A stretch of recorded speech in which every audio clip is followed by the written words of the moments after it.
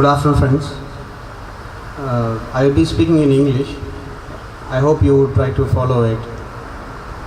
And at the outset, I thank the organizers of Solidarity Movement and my closest friends Sadiq and Hashir and Ashraf and others who have been consistently being with friends with me and being with, whenever there was ups and downs, being with me all along. So here actually the idea of talking about religion for me is I don't compare religion. My studies on religion started studying the toilet, and I have been doing research on toilet behavior for the last 10 years, but exclusively toilet for the last 1 year. So I've been working on the manual scavenging and the Dalits population. So something interesting I found on this toilet behavior in India. So I will be talking about that. So in context to this present conference, I would be talking about the body politics and talking about the problems being as a Hindu. So the paper I prepared for a Calicut University audience, thinking that most of them would be Hindus. So, but I don't want to change that. Because they are recording it, let them upload. So let the Hindus also watch this, what I'm trying to articulate. So what is this body? In different religions, there are religion and there is body. So the religious philosophy, my understanding of religion is not through theology, not through the holy books of different religion. My approach to religion starts through the practice. What is the existing practice? And that shows so interesting aspects which even your theology connects to it. So I approach the problem, I approach the question of body through the practice and then through theology, to the theology. The second part I haven't concentrated more, so I'll be talking about the first part in this conference. So what is body in this religion? So let us talk about different religion. There is Hinduism. I'm focusing on 3 different religions: Hinduism and Islam and Christianity. So even Buddhism for that matter you can take, but I don't want to focus on Buddhism here, but I would like to focus on 3 different religions. So these 3 different religions, let us say how 3 different religions observes, imagines body. So in all religion, this is one of the important aspect where even the secularist or the left movement or even the earlier speaker was referring to Ravichandran, and I think people like him also would be ascribing to such ideology that religion is, all religion are same. So you have this religion, Islam, you have Hinduism, you're converting to Hinduism and going to Islam, but there is caste system, they would say. But I would disagree with that fact. There is a uniqueness. For example, Muhammad Ali, you can take Muhammad Ali conversion or Malcolm X conversion, or even the recent Kilvanmani, in Tamil Nadu there was one conversion took place. Even that conversion was an Islam conversion in the 1980s. And that community was a scheduled caste community which had land, which had money, which had everything except self-respect. So they did not choose Christianity, rather they chose Islam. And because of that, RSS started the Tamil Nadu Hindu Munani organization to counter conversion to Islam. So converting to Islam was seen as a serious threat by the RSS, and even the left movement considers Islam as a serious threat. Now why they consider Islam as a threat, but rather Dalits and the marginalized like the blacks all find Islam as a religion of emancipation? Why? So let us see what Hinduism, Christianity, or how these 3 different religions sees body.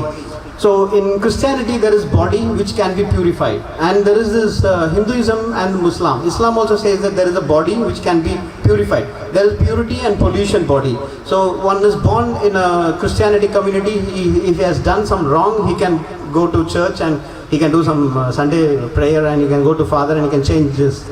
So good things can happen bad things can happen as a good. So the Father has the power. So in front of God there is no good or bad. So, but in Islam also there is no good or bad in front of the God, Allah. So now how Hinduism treats, this is very crucial. Hinduism is the only greatest religion in the world to consider a person to be pure and polluted as a permanent category. In all religion, there is a temporary category. So some people can go, for example, in church, for example, Sunday Mass, you go, you pray to God and you take that bread. The father gives the bread, and then, or they say that Catholicism, they have some ritual, they say that you are purified now. But in Hinduism, there is no purity, there is no idea of, there is only idea of permanent purity and pollution. So if I am born as a scheduled caste in Hinduism, I will die as a Hinduism as a scheduled caste. Never matter what I do. So now where is this problem? But in Islam, you go to the church, you go to the mosque, you go to the masjid, your body is impure, you just take a ablution and then you go to in front of God, everybody is equal. So this philosophy is revolutionary, because no philosophy like this has revolutionized the idea of toilet. For an example, consider how human beings have a habit of mucus, and that is nose, and defecating and urinating. These three things are natural to human being. So Islam is a religion considered that everybody can defecate and everybody can become impure, and their body can become clean after defecating. So how does Christianity say? Christianity doesn't say that you can defecate. So what happened is, in Christianity, there is no abolition kind of a theory. So in Christianity also there is a theory of, there is black is called as a impure and the pure as a white. So let me not go into that, but let us talk about the toilet structure now. So in how Islam treats purity and pollution. For an example, even Buddhism doesn't do this. So let us take Christianity. In Christianity, in 16th century, even in 16th century, 17th century, 18th century, there was no toilet in the churches. So in 19th century and 20th century, when the crowd started coming up and the towns and cities were coming congested, so there was too many problems of defecating shit. Shit was becoming a serious problem in Western world. So what did the US and the European country did is, they said, okay, now it is too much of shit in this country, we have to clean the city. So therefore, they said toilet has to be part of your architecture. So that is where the church started taking toilet as a structure. But and many churches did not implement that toilet. So what the churches did is, churches kept some ritual toilets. Even in India you can find, so ritual toilets they kept. But what France did is, France brought a strong rule saying that if you don't construct toilets, and if we find somebody going, there is no space for toilet in your church, then the church would be taken over by the government. So it was an enforced law that the toilets became a mandatory in the churches in London, in developed countries. So let us take about in India, what happened to the toilets in churches. Even now you don't find churches has toilets. There are churches which has toilet, but there is a ritual toilet. For an example, Sunday Mass you take, or even the Sunday Mass or a New Year program, or the birthday of Jesus Christ. You take all of these days, important days, or the Friday, Good Friday. You take all of these important days and you check the mass, what happens in the church, and find the number of toilets which are kept there. No. These toilets which are kept were considered to be, those toilets were very minimal in number. So for example, 1,000 people are coming to the church, they kept from 5 toilets. That is 3 for men, or some, they divided like that. So this is across India, this is the case. So why in India the practice of toilet is so different? So this is the problem of caste, because toilet was considered as an untouchable object. A toilet was considered in India that Dalits have to come and clean the toilet, and that is an impure space. So therefore toilets were avoided in the church. And temple never had toilets, because neither Dalits were allowed into the temple, nor Dalits were allowed, nor the toilets were constructed in the temple. So you find Ganga, River Pamba, all of them have so much of dirt. They talk about the dirt in this country, because all the rivers are dirt, because there is no toilets to defecate. Now you take about the problem of women and men who are going out of the public.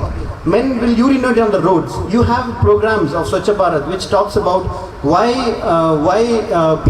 we should have a clean India where people do not urinate or defecate in public. That is fine. But why they are not constructing toilets? Even you go to a mall, there is an Indian mall here nearby, and you have many restaurants here across. You find whether they have toilets. According to the construction law, building law, they should have toilets. They don't have. Okay, leave aside. this is because of Hinduism, the way we conceptualize body in India, in Hinduism. Okay, now let us come to the masjid. See, masjid is the only architecture from the 16th century onwards, at least the architecture which is there in Delhi and various other architectures. Even here in Calicut, I forgot that name, the first Yemeni who came here, you find his house which has a urinate in front of the house. So urination and defecation were never considered impure in Islam. That is very important, because in Hinduism, impure is something permanent, that you defecate somewhere and somebody has to come and clean. But in Islam it says that you come and defecate, you clean, anybody can clean it. In the sense that my defecation, I go and clean it, that is not a problem. So what masjid did, masjid has toilets in front of the masjid itself. You go to dargahs, you go to masjids. So toilets were never considered as a problem. So the body was never considered as a problem. That is very important of Islam. So that is where I find very important architectural study. And also they talk about Indus Valley civilization. The Indus Valley civilization also, I try to argue that Indus Valley civilization is a civilization which has very close resemblance to the Muslims' practice of toilet. I mean, the Indus Valley is very far, but the emergence of Islam is very early. But still, I'm finding that that practice which was there in Indus Valley civilization has been continued by the present Muslims actually. And you find the forts. For example, water is so close to Islam as a religion, as a culture. So you find forts which are like Hyderabad fort. There is no nearby water, but you find that they made sure the water comes there. So Indus Valley was also having water towards in its area. There were water in Indus Valley civilization, which was very important for drainage system. So this all closely goes with the Islamic practice of sanitation, I would say. So now, in this concept, I would say that when people talk about caste in Islam, whether there is caste in Islam, I don't agree with the fact that nobody can agree to that. That's a confusion everyone has, even Dalits have. Some Dalits would say that because Dalits would argue there is caste in Islam, but you go to JNU, you go to HCU, you have EFLU, you have central universities or even Calicut University, you will find Dalits Dalits themselves call as an atheist group, but they will align only with the Muslim students. And they can't explain why.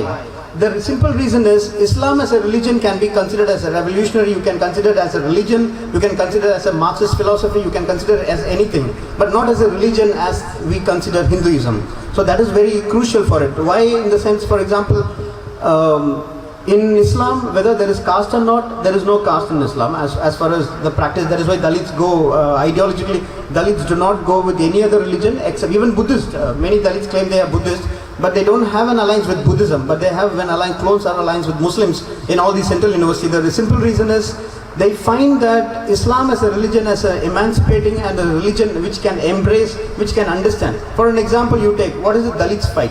Dalits fight is common dining. That is a practice which Islam has. And Dalits wearing of clothes. That is, Islam asks people to wear clean clothes, and especially white clothes, which is never allowed for Dalits. So also taking bath and cleaning, and so these many concepts are there. And even in Dalits you find alcohol addiction and the cigarette. These two things are very crucial for caste system to be ingrained into Dalit. So these things never are supported by Islam. So I find that Islam as a religion, as a concept, not as a god, seeing it as a concept and as a practice itself, that is what makes Dalits very closer to Islam as a religion. So now with that fact, whether there is caste in Islam, there is no caste in Islam, but there is a practice of copying. Like there are Muslims who copy the Brahmins, that is a fact. That is what Dalits have been confused to say about that. And in North India, the practice of Pasmanda movement have been articulating that, not as a caste, but there is not caste in Islam, but there is a practice of copying the Brahmins within the religion. For an example, you take about one of the great poet or writer in Kerala, who's a Muslim. He said that if you walk a public street, if you find a urinate smell, then you can say that there is a masjid nearby. That is a fact. You go to many masjids. I have been to many masjids nearby. The masjids of 16th century and 17th century and even 19th century, late 19th century and the earliest 20th century, the recent masjids, what they are doing is they are reducing the toilets. So they are reducing the defecating, urinating and defecating. So what they did is they removed the number 2 toilets and they're making that all urinated toilet. That is a concept which Hinduism has. So these are the problems which we have to engage with that, not to reject that fact actually, but we have to engage with that. So that is one thing. So the second part is I would talk about the Hindutva fascism. So my friend Chitti Babu, my brother actually, so he spoke about it, I heard.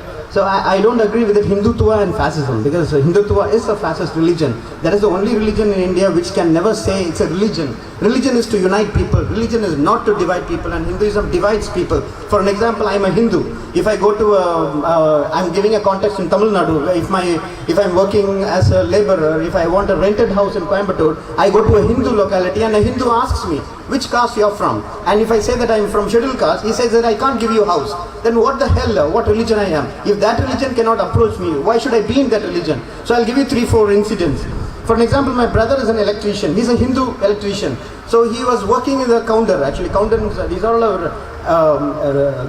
caste Hindus. I don't call them as upper caste, who was swindled and looted and who was staying here. Here you call Nayars and you call your whatever caste you call, Nambudris. You call all of these castes who has looted Dalits, and they call their lefts actually.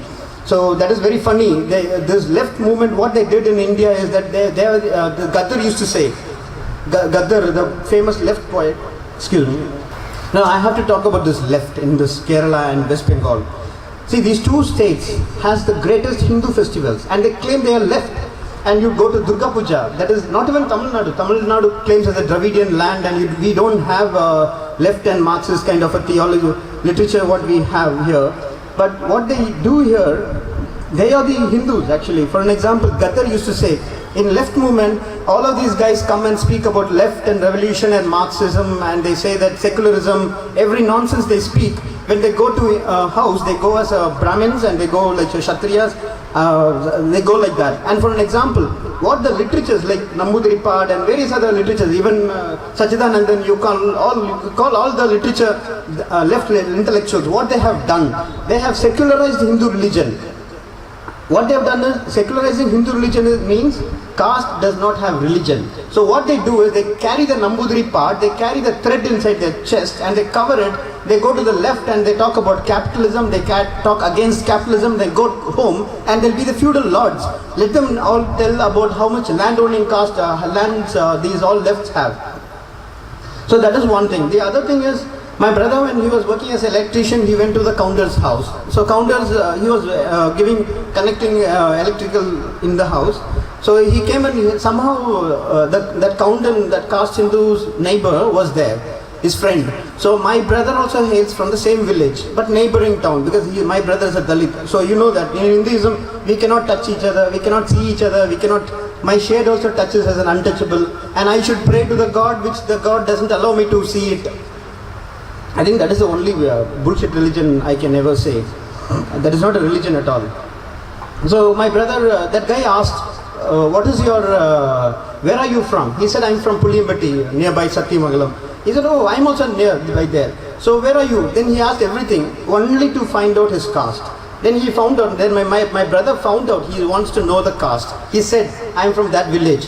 Then the next day the owner said that, see, I don't mind you coming and working here, but if you work, other rented people may not give me the rent because they would say that Dalits are coming and working in your house. See, this is Hinduism. And where should I go? Are we Pakistanis? If they claim that Pakistanis or ISI, whatever they are, then why are we are treated like this? Then another thing is they would say about my aunt wanted to put her, my aunt from Ooty transferred to Coimbatore. There she didn't get an accommodation. Now they are lying and living there. They are lying that they are from a different community, they are living there. This is Hinduism. I have to hide, I have to live. Then my brother's daughter, she wanted to do Carnatic music. When she went there, the Carnatic teacher said that, what is your caste, they asked.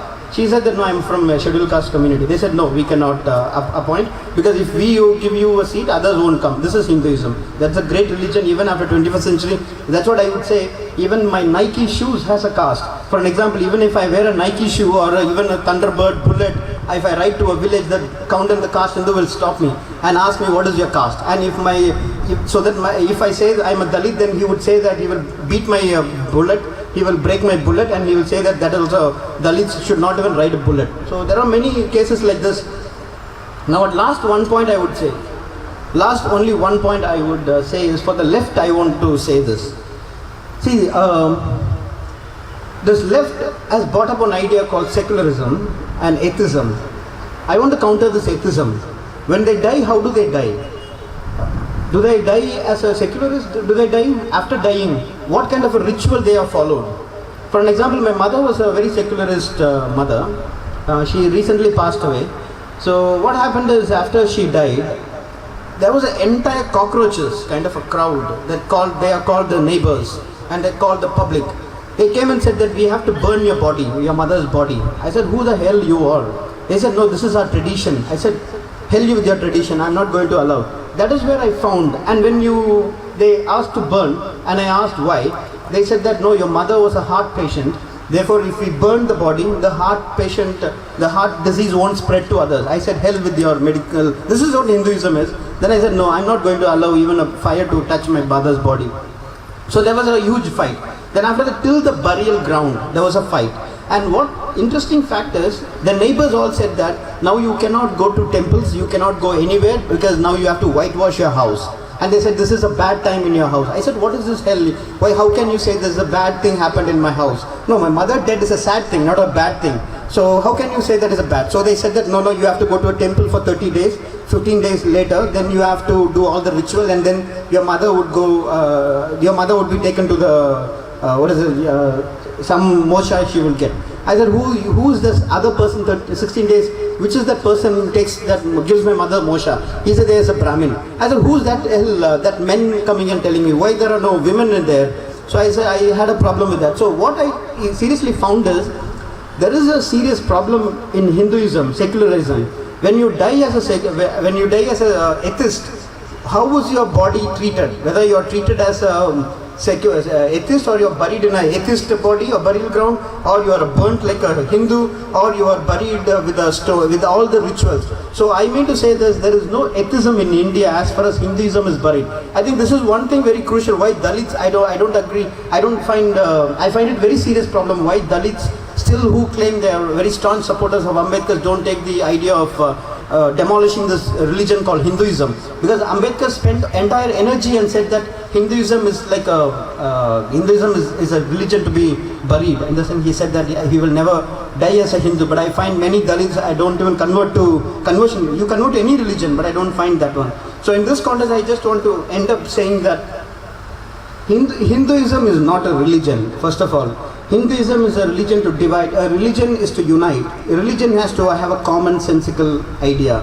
And if in that commonsensical idea, if I am not treated equally, why shouldn't I leave this damn religion? So this is where I leave it. Whichever religion I choose, it is my right. But I don't want to be in this religion, because this God doesn't shit. They don't urinate, because that is why they don't have temples. Temples don't have toilets, and these gods don't die. That is why death is considered as an impure. See, one last example I just give. There was when my mother's death happened, some of the people wore mala to Sabarimala. So when the Sabarimala, they said that we cannot come to your house because there's a bad thing happened in your house. Then I asked, okay, I found okay, I respect that. But what happened is, the next day I went to some mutton shop. There was somebody killing the goat and cutting. Then I asked, why are you doing this? He said, this is my job. Then I said, you can compromise your ideology for God, but you cannot compromise for a dead body which you mourn for it. Because I find dead bodies are not to be treated as an untouchable. It has to be treated as a pure. It has to be treated as something important. You have to stand with the family, not to say that you are all untouchables, the death. So in that case, I would say that we have to go for a God which sees realistically that shits and that urinates. God does not, and the God which dies, which respects these all things. I would choose that religion, and I find Islam is the closest religion to that. So I would seriously consider of converting to Islam. Thank you. I will never die as a Hindu. I might have born as a Hindu. Thank you.